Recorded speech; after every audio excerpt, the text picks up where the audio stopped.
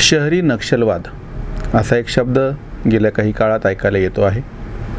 भीमा कोरेगाव प्रकरणामध्ये ज्या 8 लोकांवरती आरोपपत्र दाखल झाले यांना बहुतांश करून शहरी नक्षलवादी असं संबोधण्यात येतं. आधी मुळात शहरी नक्षलवाद काय आहे हे थोडं समजून घेतलं तर मग भीमा कोरेगाव आणि एल्गार परिषद आणि तो नंतरचा हिंसाचार हा विषय थोडा समजून घेता येऊ शकतो. नक्षलवादी चळवळ ही ग्रामीण भागामध्ये, विशेषतः ग्रामीण भाग असा शब्द वापरण्याच्या पेक्षा जंगल क्षेत्र जे आहे आणि आदिवासींमध्ये सुरू झाली. आदिवासी हे स्वातंत्र्याच्या नंतर मुख्य प्रवाहामध्ये आले नाहीत, त्यांच्यापर्यंत स्वातंत्र्याचे फायदे पोहोचले नाहीत, शासनाच्या योजना पोहोचलेल्या नाहीत, त्यांचं जनजीवन त्या ठिकाणचं जे होतं ते फारसं सुखावं झालं नाही. असे मुद्दे समोर करून नक्षलवाडी या गावातून जी चळवळ सुरू झाली आणि ती प्रामुख्याने हिंसात्मक होती. मुख्य कम्युनिस्ट पक्षामधून काही लोक जे बाहेर पडले की त्यांचं म्हणणं होतं की संसदीय राजकारण वगैरे काही खरं नाही, अशा पद्धतीनं आपल्याला कधीच न्याय मिळणार नाही आणि गोरगरिबांना कधीच मिळणार नाही, म्हणून त्यांनी हिंसेचा मार्ग अवलंबला. म्हणजे 2 मुद्दे, एक तर त्यांचा लोकशाहीवरती विश्वास नाही, दुसरा त्यांना हिंसेशिवाय आपल्याला पुढे जाता येणार नाही असं जे मूळ त्या मार्क्सवादी विचारामध्ये आहे. बऱ्याच ठिकाणी म्हणजे प्रत्यक्ष मार्क्सने सांगितलेलं नाही, पण चायनामध्ये आणि रशियामध्ये ज्या पद्धतीनं हिंसाचाराचा अवलंब केला गेला, अगदी सरकारी पातळीवरती सुद्धा रशियाने 1.5-2 कोटीच्या पेक्षा जास्त शेतकरी अक्षरशः बुलडोझर घालून मारून टाकले. म्हणजे असा जो हिंसाचारावरती विश्वास ठेवणारी ही जी विचारसरणी आहे, मग आपल्याकडच्याही काही कट्टर कम्युनिस्टांना असं वाटायला लागलं की बाबा आपण हिंसाचार कशासाठी सोडा, म्हणजे हा लोकशाहीचा मार्ग कशाला अवलंबायचा. त्याच्यातून ही नक्षलवादी चळवळ तयार झाली. जोपर्यंत हे लोक सर्वसामान्य त्या आदिवासींच्या प्रश्नांशी निगडीत होते तोपर्यंत त्यांना त्यांचा एक काय सहानुभूती मिळत होती, पैसे मिळत होते, किंवा शासकीय खजिना लुटणे म्हणा किंवा बाकीच्यांवरती कंपन्यांवरती सुद्धा त्या ग्रामीण भागामध्ये जंगल क्षेत्रामध्ये ज्या खनिज आणि इतर उत्पादन करणाऱ्या कंपन्या किंवा शासनाची पण यंत्रणा, सगळ्यातून एक भाग पैशाचा एक ओघ यांच्याकडे येत होता. हळूहळू हा आटत गेला. काही वर्षांमध्ये परिस्थिती अशी आली की तपास यंत्रणांनी, पोलिसांनी, सुरक्षा यंत्रणांनी केलेल्या कडक कारवाईमुळे हा जो सगळा जंगल भागातला जो नक्षलवाद होता तो हळूहळू त्याला मर्यादा पडायला लागली. त्याच्या सगळ्या म्हणजे त्यांचे आर्थिक स्रोत तर आटलेच, दुसरी गोष्ट म्हणजे त्यांच्यामध्ये नवीन भरती बंद झाली. नवीन भरती का बंद झाली तर आधी सामान्य अशा आदिवासींची जी सहानुभूती नक्षल्यांना होती ती संपत गेली, कारण की ते हळूहळू काही प्रमाणात का होईनात हे सामान्य आदिवासी हे इतर सर्वसामान्य भारतीय नागरिकांसारखे एकूण ह्या नवीन व्यवस्थेमध्ये यायला लागले. त्यांना त्याचे थोडेफार फायदे मिळायला लागले, मुलं शिकायला लागले. ह्याचा परिणाम असा झाला गेल्या 20 वर्षामध्ये जाणवते आपल्याला लक्षात असं येईल की ग्रामीण त्या जंगल क्षेत्रातून, आदिवासी क्षेत्रातून ह्यांचं उच्चाटन व्हायला लागलं. मग हा नक्षलवाद हा शहरी भागामध्ये फोफावायला लागला आणि आपल्याकडे संसदेमध्ये पी. चिदंबरम तेव्हा गृहमंत्री होते, शिवराज पाटील चाकूरकर पण आपल्याकडचे होते. या लोकांनी पहिल्यांदा अर्बन नक्षलिझम असा शब्द वापरला. वर्तमानपत्रातून पण त्या काळामध्ये साधारणतः एक 12-13 वर्षाच्या आधी तुम्ही लक्षात घ्या, ठळकपणे अर्बन नक्षल, शहरी नक्षलवाद असा शब्द यायला लागला. यांचं वेगळेपण काय होतं म्हणजे तुम्हाला मग एल्गार परिषद आणि भीमा कोरेगावचा हिंसाचार हे लक्षात येऊ शकेल.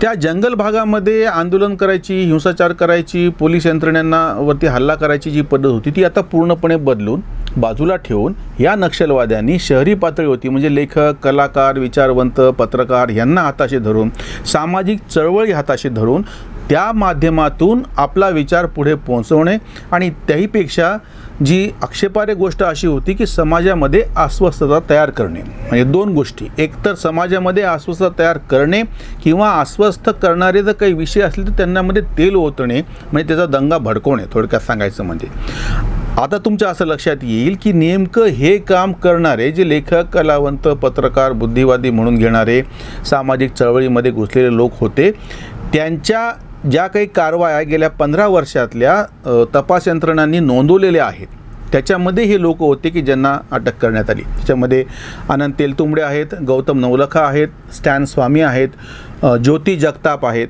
रमेश गायचोर आहेत, हनीबाबू आहे, सागर गोरखे आणि जे फरार आहेत ते मिलिंद तेलतुंबडे. आताही लक्षात घ्या तुम्ही, जेव्हा आनंद तेलतुंबडेंवरती हा आरोप झाला आणि त्यांना जेव्हा अटक करण्यात आली, तेव्हा त्यांनी न्यायालयात गेले, तेव्हा त्यांनी जामीन मिळवला. त्या सगळ्या काळामध्ये सगळे असं सांगत होते की आनंद तेलतुंबडे हे डॉक्टर बाबासाहेब आंबेडकरांचे नात जावाई आहेत आणि ही दलितांची चळवळ दाबण्यासाठी, दलितांचा आवाज, दीनदलितांचा आवाज दाबण्यासाठी म्हणून यांच्यावरती कारवाई करण्यात येत आहे.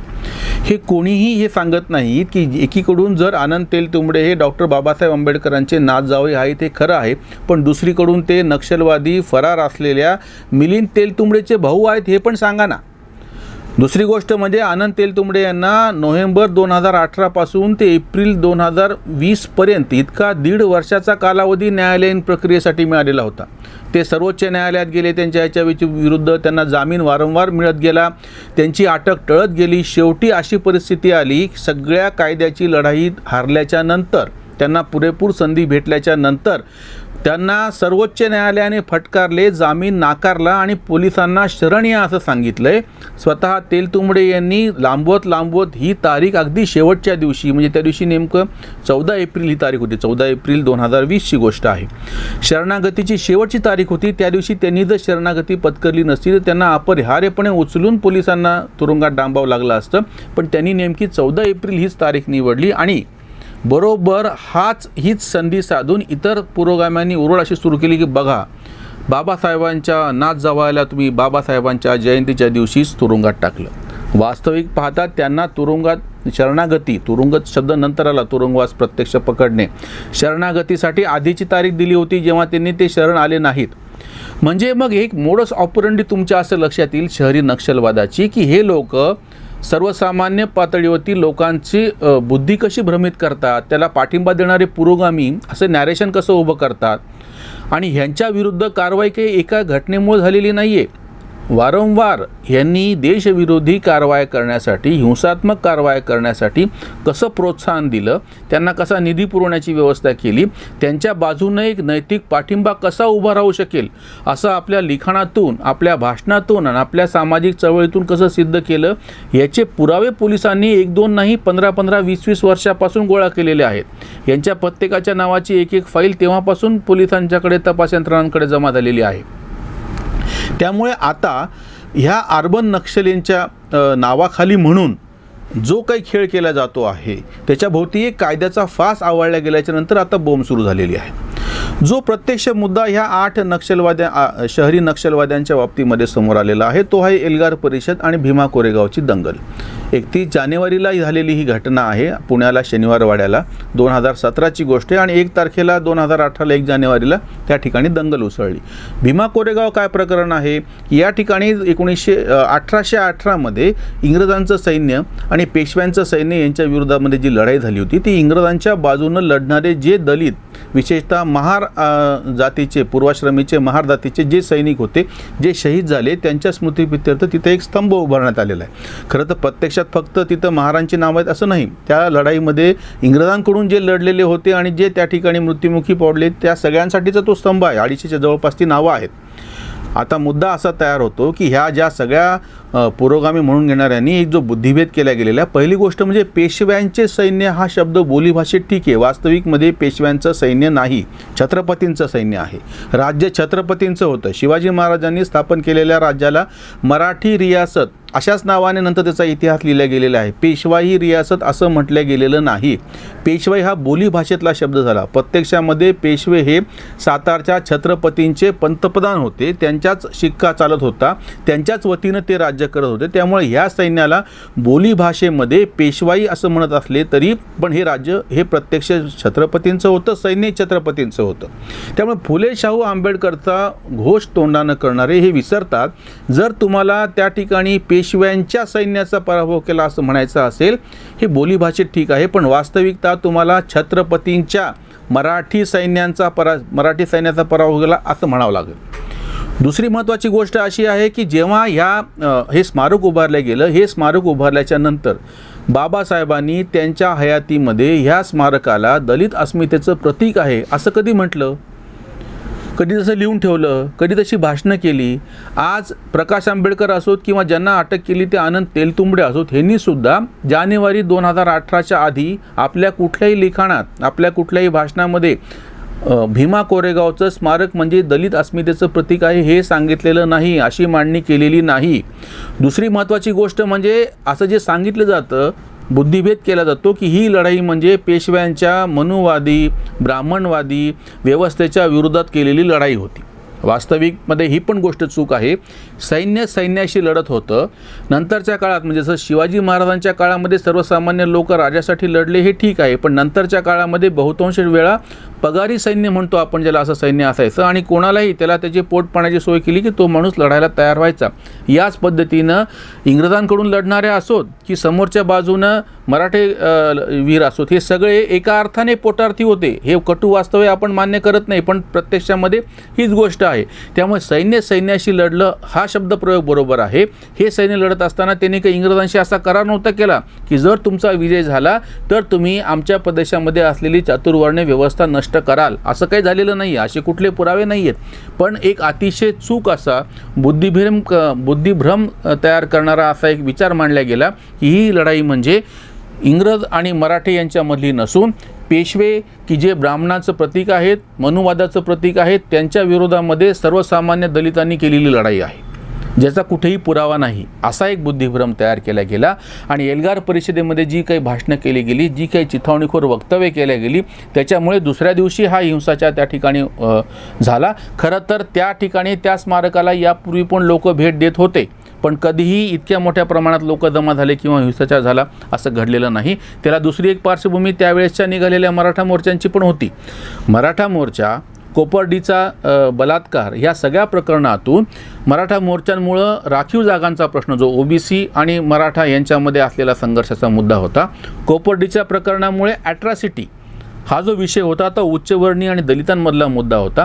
म्हणजे असं म्हणता येईल की तेव्हाचं एक वातावरण असं होतं की शाहू विरुद्ध फुले विरुद्ध आंबेडकर, म्हणजे दलित विरुद्ध ओबीसी विरुद्ध इतर मराठे, असं जे एक सामाजिक संघर्षाचं वातावरण, अतिशय स्फोटक अशी परिस्थिती जमा झाली होती. आणि ह्याचाच फायदा, आता आपण त्या मूळ मुद्द्यावरती येतो, शहरी नक्षलवादाच्या, याचाच बरोबर फायदा या विचारवंतांनी घेतला. समाजामध्ये फूट पडते असं लक्षात आल्याच्या नंतर अजून फूट पाडण्याचा प्रयत्न केला.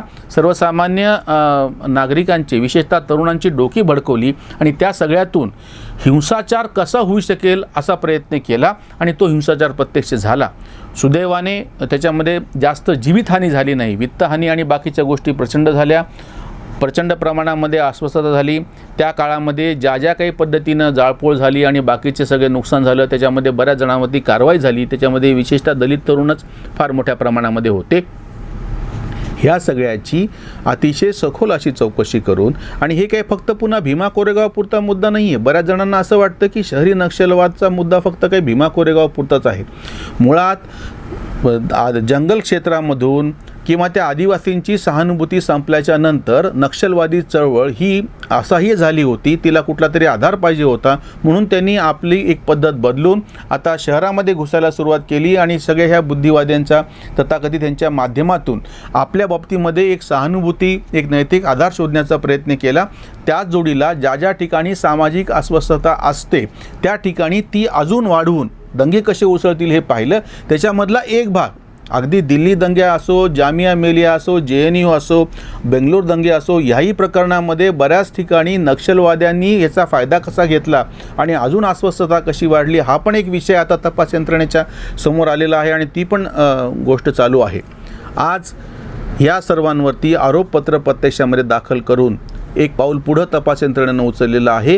हे फक्त तात्कालिक एखाद्या घटनेवरची प्रतिक्रिया नसून गेल्या 15-20 वर्षांपासून सातत्याने तपास यंत्रणा ह्या लोकांवरती लक्ष ठेवून आहे आणि त्यांच्या बाबतीमध्ये त्यांच्या विरोधात जाणारे सगळे पुरावे गोळा करते आहे.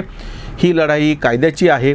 पहिल्यांदाच ज्या कायद्याला हे मानत नाहीत, एकीकडून बाबासाहेब आंबेडकरांचं नाव घ्यायचं आणि प्रत्यक्षामध्ये बाबासाहेबांनी दिलेल्या संविधानाचाच अपमान करायचा, अशी जी एक पद्धत सुरू झाली होती, काळानं उगवलेला सूड आपण असं त्याला म्हणूयात, की ज्यांनी कायदा हातामध्ये आपल्या हातामध्ये संविधान घ्यायचं, बाबासाहेबांचं नाव घ्यायचं, त्याच लोकांना त्याच बाबासाहेबांच्या कायद्याचा गळफास आता बसताना दिसत आहे. आणि ज्यांनी अशी अस्वस्थता निर्माण करण्याचा आणि त्याच्यामधून दंगे पसरवण्याचा प्रयत्न केलेला होता ते सगळे अर्बन नक्षली किंवा नक्षलवादाचे जे कळत नकळत असलेले सगळे समर्थक हे त्याच्याखाली येत आहेत.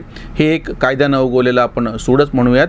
सर्वसामान्य नागरिकांनी अशा पद्धतीचे धोके जे आपल्या लोकशाहीला आहेत ते ओळखून त्याच्या विरोधामध्ये आपली प्रतिक्रिया स्पष्टपणे नोंदवली पाहिजे आणि ह्यांना कुठल्याही पद्धतीनं आपल्या एखाद्या कृतीतून पाठबळ मिळेल असं काहीही केलं नाही पाहिजे.